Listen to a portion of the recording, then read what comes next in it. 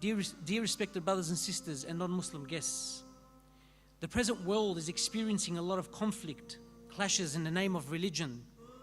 Hearts have been broken in the name of religion, which is supposed to bring us together. At this junction in time, in order to bridge the gap between religious factions, we have organized this debate today. Our hearts and condolences go out to the families of the victims in the tragic events that have recently occurred in Christchurch, New Zealand and in Sri Lanka. If I can get both speakers to come together and show solidarity against such hate and violence and a gesture of peace.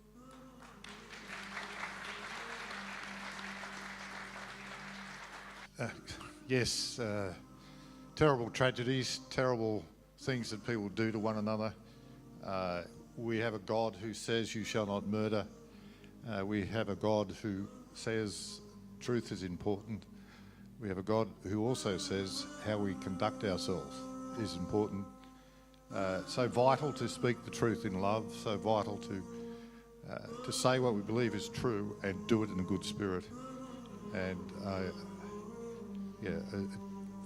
as I say, just appalling things happen when people go against the law of God, the God who says you shall not murder.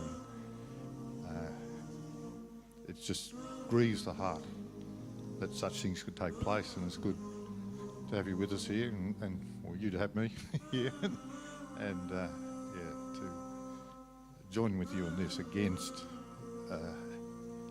this murder and barbaric treatment of other people. Thank you for that. Thank you. Just a few words in the name of Allah subhanahu wa ta'ala. I start. Alhamdulillahi Rabbil Alameen.